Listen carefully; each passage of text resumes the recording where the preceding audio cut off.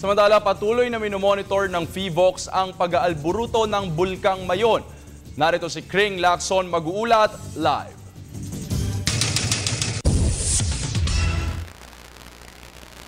Oo, JC, patuloy na umakit ang magma papunta sa tuktok ng bundok sa bulkan ng Mayon. Ngunit kahit na gayon, sabi ni PHIVOLCS Director Renato Solidum na hindi maituturing na explosive ang mga erupsyon na ito.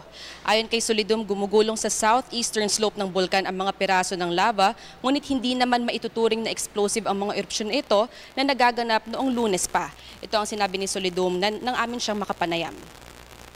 Yun. Essentially, may eruption since Monday ang Mayon volcano, pero ito yung hindi pa explosive na eruption.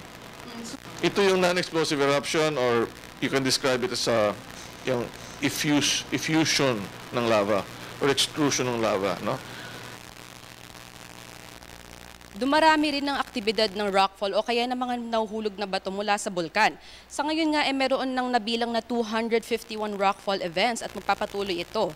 At nagkakaroon rin ng mga paglindol, ngunit ayon naman kay Solidum ay may hina lamang ang mga ito, pero gayon pa man, nangangahulugan ito na patuloy pa ring umaakit ang magma tungo sa crater ng bulkan.